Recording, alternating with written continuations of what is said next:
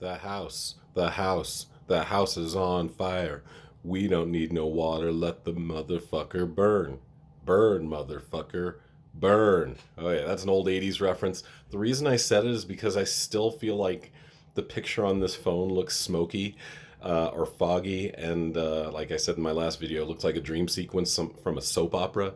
But my lead in there, by the way, for those of you who don't know, this is Average Guy Opinions. I'm your average guy, John Corelli.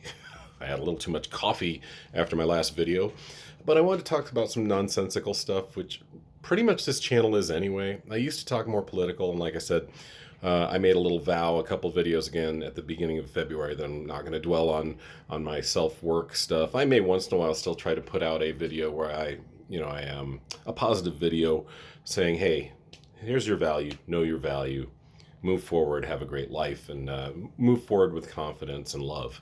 But I did a lot of that in January, so now I'm going to get more into current events. And like I say, this time the nonsensical. And the reason I started with that Burn Motherfucker Burn song is that back in the 80s, that was a thing. A lot of college kids would just, I don't even know who did the original song, so it just became a thing. Someone would light a match at a party and people would say that shit. It was hilarious. It was a goofy time. Reagan was in office. We thought we were all going to die of nuclear holocaust or AIDS.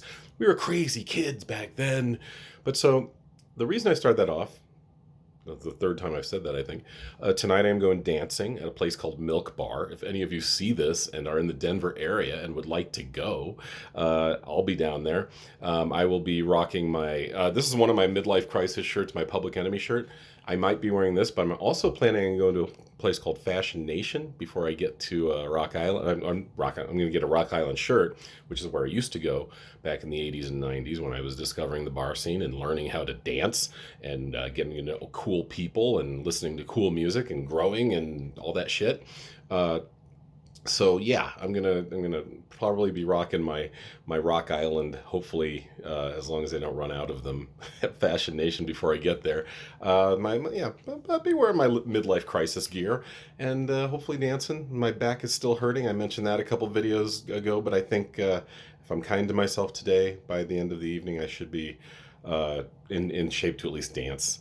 Yeah, but here's what I want to talk about today, because tomorrow I'll give you a report on how the dancing went. I will be drinking lightly, but I won't be drinking heavily. I don't do that anymore. No, I hate it. It hurts. I'm too old for that shit. My liver's like, please stop. But yeah, so I want to talk about my three cats. We're going into nonsensical. I get 7 minutes, to talk about my three cats. A little background on cat ownership in general. As long as I can remember, I have had a pet, except for several years during early childhood years with Dante. A lot of kids with autism don't do very well with pets. They do okay with quieter pets. Like Dante, still to this day, will be walking through the park, and if someone has a dog, he will cover his ears, awaiting the bark. And also, we had a greyhound for 4 years, and he did really well because greyhounds barely bark at all. But we had to get rid of the greyhound because Dante would sometimes let it out and would run into the street. And the greyhound adoption place, like, I think you should give him back. And we did. But it was 4 years with a great dog. Anyway, but I've had pets my whole life. And I love cats. I love dogs equally. Some people are like, you're a cat person, you're a dog person. No, I'm both. I love both. However, I'm leaning towards cat person only because they're easier to take care of. I can go take an entire week off, and I leave a big ass bowl of food and a big ass bowl of water, and clean up the cat boxes and leave those out. No problem, right? The cats will be fine. You leave a dog for a week. You leave a dog for a week. You leave a dog for a day. Shit, it's impossible. You leave a dog for a week though. You're going to have a trashed house and a dead dog when you come back. That's what dog ownership's about. It's just too much. I got enough going on in this life. Love dogs. And I kind of think of dog ownership the way Bill Burr once mentioned boat ownership. You don't want to be the guy that owns the boat. You want to be the guy that goes and enjoys the boat with the guy who owns the boat. You bring a 12-pack. So just like dogs, right? I go visit dogs. I'll bring a few milk bones. I'm a hero, right? I get to enjoy the dogs, and I leave your house. I don't have to worry about the poop pickup, the training, the fur. I don't have to worry about any of that shit. It's great. when I'll visit, and I come to your house, I will love on your dog because like I said, I love dogs, but cats are what I'm owning probably from now on. We'll see. Anyway, so I got 5 minutes to talk about my three cats. I got three. They're all gray. And I do a dumb joke where I say I am 47 cats short of having 50 shades of gray. Isn't that fucking clever? Anyway, so my first cat, I'm going to go with Boba. He is my favorite. We've had him about 7 years now. I got him when he was a tiny little guy. Well, he wasn't tiny. He wasn't kitten, but he was in the months old category. We don't know exactly how many months. We think 6. And my mom, she works with feral cat colonies. So this was one of those guys where, hey, not quite feral and very young, we don't want to send him back to the colony because he might die or he might just, but my mom got him fixed and got him his shots. That's what she does. And then she sends him back to the colony where they can live out their lives, but not reproduce. But this guy, he was on the cusp. I was like, he might be able to be owned with the right love and the right guy. And we did. I made it happen. He would crawl under my futon back when I had a futon couch, and I would just reach under there, find him, and just pet him. Pet him for 15, 20 minutes. I'm just laying there next to the couch. And now he's a perfectly fine house cat. He's my buddy. He trusts me more than any other living being on this planet, and I love it. He's great. We called him Boba, not because of the drink. We called him Boba. It's short for Boba Pet. Haha, aren't we clever? And he's great. He's just a round little ball. He used to be thin. He's getting pretty fat. He's getting like a spoiled suburban house cat, but he's wonderful. I wish he would be a lap cat, but he's not.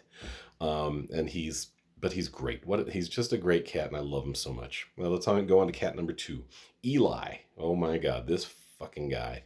He's kind of like a cat version of me. He's a clod. I call myself a clod all the time, but he's not as intelligent as me. He's a dumb clod.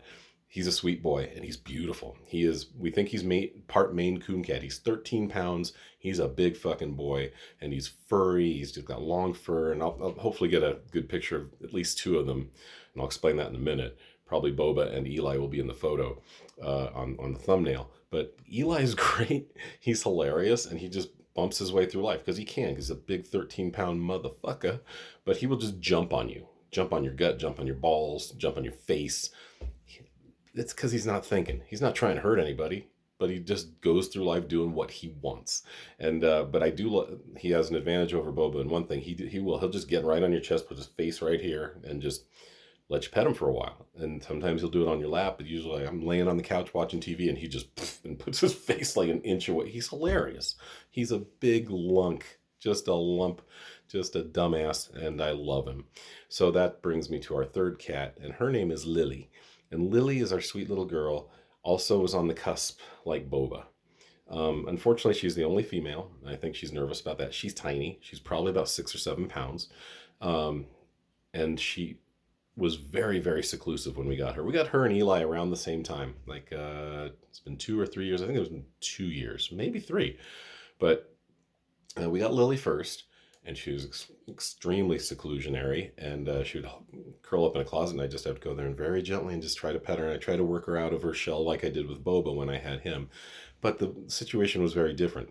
I was single and not seeing my kids all the time. I was seeing my kids like 50-50 when I got Boba 7 years ago. Lily 2 years ago. We got 2 kids here. We got Boba, and then a couple months later we got Eli. So she's not terrible. She loves being in Logan's room and being on the bed. She's not into being petted very much. Sometimes you kind of sneak up on her and she looks and she's like, okay. She'll let me pet her for a few, but she's very skittish. But she's not completely seclusionary. She'll actually make a cameo and we'll see her and she'll come out and get food. You don't have to feed her in a special place. She's great. So those are my 3 cats. I wish I could do like my 3 sons song riff on it, but I'm not going to torment you guys that way.